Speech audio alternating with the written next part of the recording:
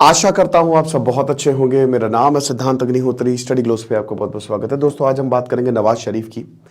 तो नवाज शरीफ के दो स्टेटमेंट आए हैं। एक तो इनका 2 दिन पहले स्टेटमेंट आया था कि इन्होंने कहा था कि भाई देखो, ना ही पाकिस्तान, ना ही भारत, ना ही अफगानिस्तान, ना ही अमेरिका, हमने अपने पैरों पे गोली मारी है।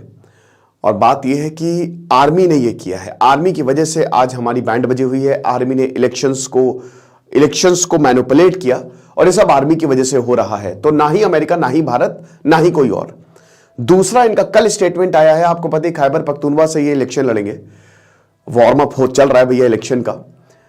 तो दूसरा इनका ये स्टेटमेंट आया है कि भारत चांद पे पहुंच गया है और हम वही हैं और ऐसे चल नहीं पाएगा। हम अभी तक उठ ही नहीं पाए हैं ग्राउंड से, जमीन से, और भारत चांद पे पहुंच गया है। नेबर्स उन्होंने बोला, मतलब सीधा भारत को ही रेफरेंस था। तो नवाज शरीफ के बारे में हम बात करेंगे। ये दो स्टेटमेंट बहुत बड़े हैं, मैं बताऊंगा भी क्यों। पहले नवाज शरीफ के बारे में समझिए। 25 दिसंबर 1949 को इनका जन्म होता है। कश्मीर में ही जन्म हुआ था इनका और काफी वेल्दी परिवार था इनका। इनके छोटे भाई शहबाज शरीफ, जो कि ऑलरेडी 4 बार पंजाब के चीफ मिनिस्टर रह चुके हैं। तो ये देखिए, पाकिस्तान में ना 2 पार्टी हैं, समझिए इस बात को। एक तो है पाकिस्तान मुस्लिम लीग नवाज और एक है पाकिस्तान पीपल्स पार्टी। ये वाली जो पार्टी आप देख रहे हैं ना, ये जनरल अयूब खान ने 1962 में बनाई थी और उसके बाद 1992 में पाकिस्तान मुस्लिम लीग, मतलब इससे पहले खाली पाकिस्तान मुस्लिम लीग थी, लेकिन 1992 में ये पाकिस्तान मुस्लिम लीग नवाज शरीफ की पार्टी अलग हो गई। ठीक है।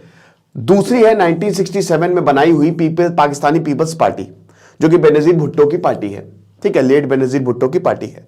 तो ये 2 पार्टी डोमिनेट करती है। एक तहरीके इंसाफ पार्टी है, जैसे इसको आप आम आदमी पार्टी समझ लो, है ना, पाकिस्तान की। और ये इमरान खान की पार्टी, लेकिन अब इसका अस्तित्व जो है वो मिटता हुआ दिखाई दे रहा है। ठीक है। तो ये 2 पार्टी में, और आप मान के चलिए कि जो प्राइम मिनिस्टर आएगा वो इन्हीं, मुझे लग रहा है कि नवाज शरीफ ही प्राइम मिनिस्टर बनेंगे, और कोई तो ऑप्शन दिख नहीं रहा है। फरवरी में इलेक्शन होने वाले हैं पाकिस्तान में। तो कहानी यह है कि जनरल अयूब खान आए तो उनकी नजर में आए। नवाज शरीफ के आर्मी से रिश्ते इसलिए भी बहुत अच्छे लगे क्योंकि वो एक बिजनेसमैन थे, तो उनके पास पैसा था, तो फंड वंड आता था उनकी तरफ से अच्छा खासा। ठीक है। तो जो आर्मी है और आईएसआई, दोनों के साथ नवाज शरीफ के रिश्ते बहुत बढ़िया रहे हैं, शानदार रहे हैं। इनफैक्ट 1978 में जब जनरल जियाउल हक आए, तो जियाउल हक की तो आंखों का तारा थे नवाज शरीफ। नवाज शरीफ को 1987 के दौरान, थोड़ा डेट चेक कर लीजिएगा, पंजाब का सीएम बनाया गया, है ना। और पंजाब के सीएम, पाकिस्तान का जो पंजाब है भाई, इंडिया का नहीं, पाकिस्तान में 2 पंजाब बहुत बड़ा है। जब 1947 में बंटवारा हुआ तो इधर वाला पंजाब हमारे पास, और वो पंजाब भी बट गया। ठीक है। तो 1978 में, मतलब उसके बाद जो जनरल जियाउल हक है भाई, एक टाइम ऐसा आया था जब 1987 के ही दौरान जनरल जियाउल हक ने सारी सरकारों को डिसमिस कर दिया था, खाली नवाज शरीफ की सरकार को डिसमिस नहीं किया था। तो नवाज शरीफ जनरल जियाउल हक की आंखों का तारा रहे हैं, है ना। तो अब क्या होता है, कहानी आगे बढ़ती है। 1988 में जब जनरल जियाउल हक मारे जाते हैं प्लेन क्रैश में, तब इलेक्शन होते हैं और 2 बहुत बड़े पॉलिटिशियन, एक बेनजीर भुट्टो, अच्छा बेनजीर भुट्टो के जो पिताजी थे जुल्फिकार अली भुट्टो, उनको फांसी पे चढ़ा दिया गया था जब जनरल जियाउल हक आए थे, है ना। तो रातों रात पूरी फैमिली भागी थी, वरना खत्म हो जाती है।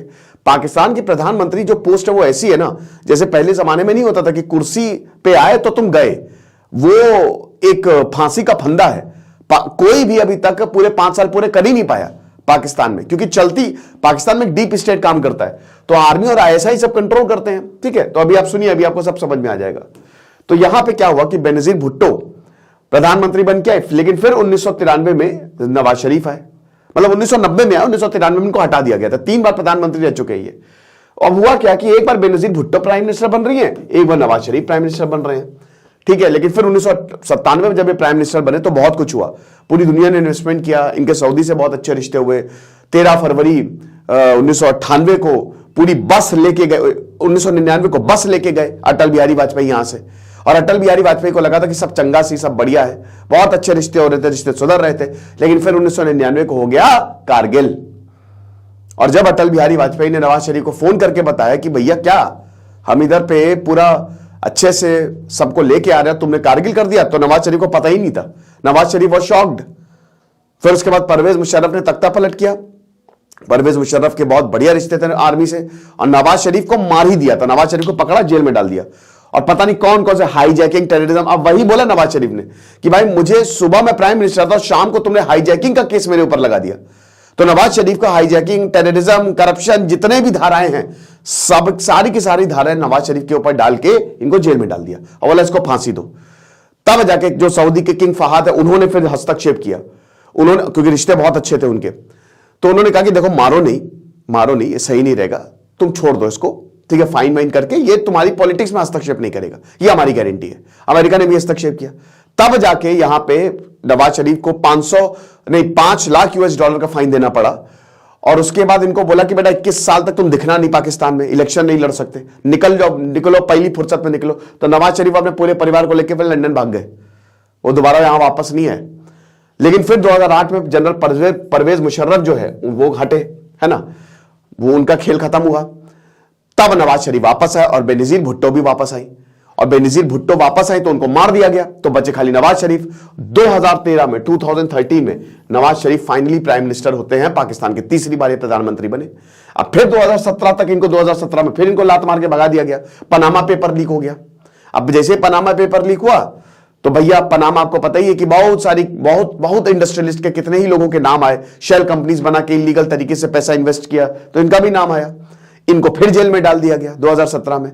फिर उसके बाद ये बोले कि भैया लड़ाई माफ करो और हम बहुत बीमार हैं तो हमको लंदन भेज दो। फिर इनको ये 2019 में लंदन चले गए और अब फिर अभी 4 साल बाद वापस आए हैं। ये अभी सितंबर 2019 में वापस आए। अब 2017 के बाद हुआ क्या कि 2017 के बाद तहरीक इंसाफ पार्टी इलेक्शन हुए पाकिस्तान में, इमरान खान आ गए। लेकिन फिर आपको याद होगा कि पिछले साल जो है इमरान खान ने तख्ता पलट करने की कोशिश की, तो अप्रैल में तो इमरान खान को जेल भेज दिया, मतलब उनको हटा दिया गया। और शहबाज शरीफ जो कि नवाज शरीफ के छोटे भाई, उनको फिर वापस लाया गया कि कोalition गवर्नमेंट बना के तुम सरकार चलाओ। और फिर अभी सितंबर में फिर ये डिसॉल्व कर दी गई पूरी असेंबली और अभी एक केयर टेकर गवर्नमेंट है। अनवर उल हक जो है प्रधानमंत्री, और फरवरी में इलेक्शन होने वाले हैं। लेकिन मुझे ऐसा लग रहा है, अब मान के चल के नवाज शरीफ जो है प्रधानमंत्री होंगे।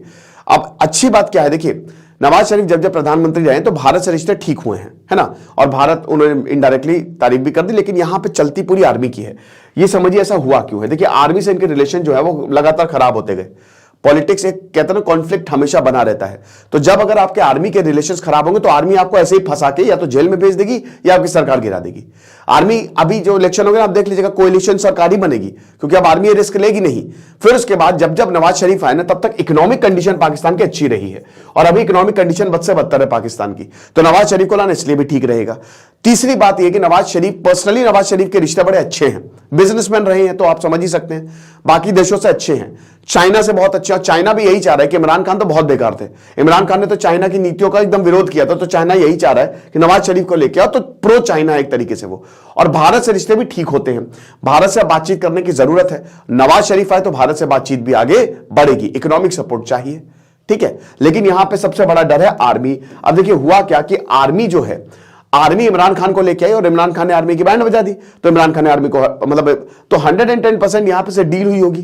नवाज शरीफ भाई, शहबाज शरीफ जो हैं, शहबाज शरीफ कौन है भाई, अब धीमे धीमे शहबाज शरीफ ने आर्मी से बोला होगा कि भैया आप ही चलाओगे, हम आपके अंडर ही काम करेंगे, ये ऐसा मुझे लग रहा है, ठीक है, ये पब्लिक पे नहीं है बट ये डील तो हुई है, आप मान के चलिए 110%, क्योंकि आर्मी वहां पे सब कंट्रोल करती है कि हम धीमे धीमे सारे केसेस हटाएंगे और फिर आप भैया को लेके आइए।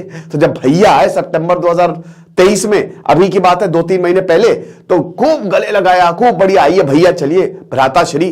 तो उसके बाद फिर गए ये एकदम बढ़िया तरीके से शहबाज शरीफ और ये सब स्टेप डाउन हुए। आर्मी ने फिर नवाज शरीफ को चुना होगा 110%। लेकिन बोलेंगे कि सर आप आर्मी के खिलाफ नवाज शरीफ बोल रहे हैं, इन्होंने ये बोल दिया, ये इलेक्शन है। और मुझे लगता है थोड़ा बहुत जो है वो फ्लेक्सिबिलिटी यहां पे रहेगी। आर्मी ने छूट दी होगी कि देखो तुम हमारे खिलाफ बोलो, मुझे ऐसा लगता है, क्योंकि अगर आप आर्मी के खिलाफ बोल दो आप जेल में चले जाओगे। लेकिन यहां पे बोला होगा कि इलेक्शन लड़ने के लिए साम दम दंड, एक बार बेटे तुम पावर में आ जाओ तो कोई प्रॉब्लम नहीं है ना। तो ये हो सकता है सब कुछ सोचा समझा, मतलब एक तरीके से पूरी स्ट्रैटेजिकली चल रही हो, लेकिन बेसिकली यहां पे सब कुछ आर्मी ही कंट्रोल कर रही है और इसीलिए बहुत बड़ी प्रॉब्लम होगी। आर्मी के हित में है अगर भारत से रिश्ते अच्छे करना तो वो करेंगे, और नहीं होगा तो वो नहीं करेंगे। तो देखना पड़ेगा आगे क्या होता है। बट फिलहाल ये एक कहानी थी नवाज शरीफ की, और नवाज शरीफ ऐसे स्टेटमेंट क्यों दे रहे हैं, क्योंकि उनको इलेक्शन जीतना है। और मुझे लगता है नवाज शरीफ ही इलेक्शन जीतेंगे, क्योंकि अभी और कोई उम्मीद दिख नहीं रही है पाकिस्तान में। तो ये चीज है। सिद्धांत अग्निहोत्री साइनिंग ऑफ।